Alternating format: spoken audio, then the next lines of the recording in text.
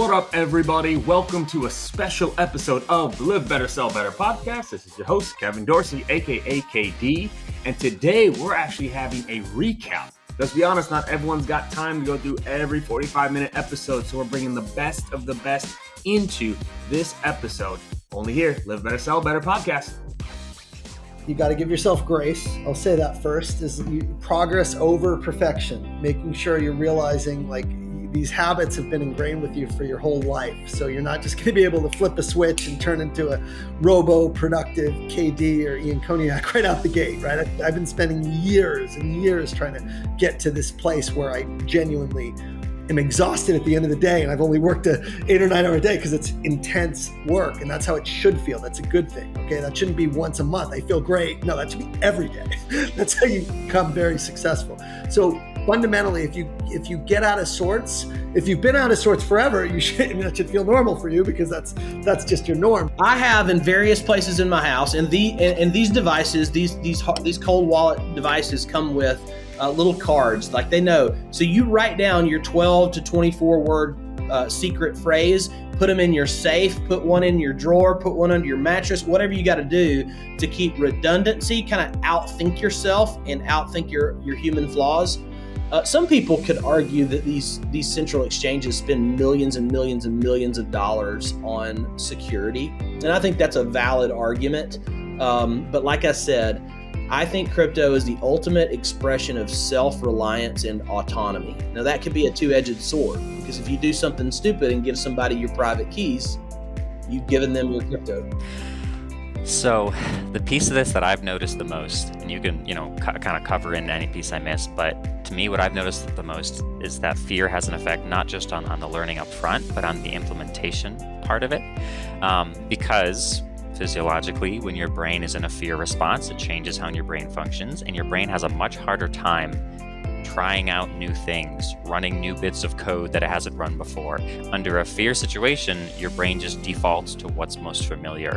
And for true learning to take place, you have to try new things. You have to run new bits of code and say, hey, I usually handle the situation this way, but I read this book, I attended this training, let me try handling it this way. Physiologically, that's just not how the brain works under fear conditions, right? Under fear conditions, your brain plays it safe and goes with what it knows. So again, if an objection comes up and I'm on a high variable and I'm worried about paying my mortgage, my brain's going into fear response when I hear that objection. And I'm not even necessarily physiologically going to have the choice to try implementing that new behavior I learned last week about objections. I'm just going to have to go with the default because that's what my brain is for. Versus if I got a 90% base, I want this deal to close, so I'm going to try my best, but it's not really make or break. I may be able to avoid that fear response, and my brain may be in a place where it's better able to access what it learned last week and try it on for size.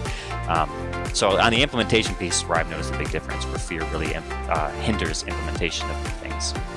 We have to open our digital mouth. We have to share what we know, share what we've experienced. And I don't care if you're a 3-month, 6-month SDR or BDR or your 40-year AE. We all have experience. And when we authentically share those experiences, hey, I read this and this is what I learned. This is what I thought. What do you guys think? We're opening up those digital conversations. Now, why is it so important that we share posts like that? Well, to earn the right to a meeting, our buyers, our prospects need to be able to read and see who we are, what we think, and the value we offer before they'll agree to a meeting with us. Because we're out of that stage where people will accept the meeting to learn about you. They don't have time for it. And there's so much competition. They don't have to take their time to give you their valuable time for you to be able to prove that you have value. You have to prove it before they're willing to accept the meeting. When times are tough, you got to get scrappy. You just got to hustle your way through it. I mean, I wish I had a great answer of philosophically, I don't know that I agree with commission only sales roles or whatever. All that shit goes down the drain. When times are tough, you gotta find a way to break through. And I think, whether it's something as simple as you make a post on LinkedIn and then you get a bunch of people that comment, right? There's people that do that. Here's the real question. How many people responded to all those comments? How many people actually got on the phone and scheduled 15 or 30 minutes with the people that commented saying, I'm still hiring? How many people actually saw the people that said, hey, we're not hiring right now, but good luck to you, and said, hey, thanks so much for reaching out. It's awesome that you did that. I know you're not hiring right now, but at some point in the future, I'm sure you'll be hiring. Could we catch up so that when that time comes, you at least know who I am, what I'm about, and if we could have an opportunity. Like, people don't do those things, right? They don't, it's kind of like, the best salespeople do this as well, where the window opens just a crack and they take the fucking crowbar and they cram open that thing and are in through the door before you know it. And then, other salespeople that see it a partially open door and they kind of look at it and they're like, yeah, there's probably one that's a little bit more open, and so when times get tough, you got to have that crowbar mentality. You got to have that, how do I get in no matter what little crack I can find? And if there's a sales leader out there who says, you know what, I'm willing to take a shot on you as a commission-only rep for a couple months while we try to figure things out, and you really like this company and you believe in this leader, I would go for that in a heartbeat. Maybe this is like a product of growing up with a coach as a father, but I'm just a process guy. Like I talked about operating rhythm and cadence as a seller. You got to have the same thing in your wellness practice, right? So I did this as a sales leader too. I have a morning routine called Maverick. And the reason it's called Maverick is it stands for meditation, affirmations, visualization, exercise, reading. The I stands for inscribing, which is journaling. C is I contact 2 people. I text 2 people that I haven't talked to within 6 months. And then the K stands for keep coming back. So do that every day. So my whole thing is you've got to build the habit into your operating rhythm as a human being. So I think you got to, and you can't do it all at once, and you can't do too much because then it becomes too much of a challenge for you and it's not fun. So start small, pick a habit that you want to change and just do it. Do it for, 30 days. And eventually, as these things become habits. And I think you can build on a practice over time, right? Maverick wasn't born on day one when I got sober. In fact, my first probably year of sobriety was the only daily habit that I had was don't drink today.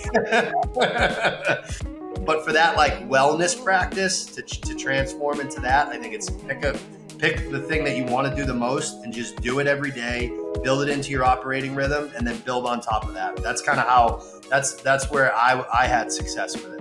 And so this is why one of the things that we we saw this across our customers, and we realized that there was an opportunity for us to just help them better manage their teams, get better at management. So we actually work with, I'm sure you know Richard Harris.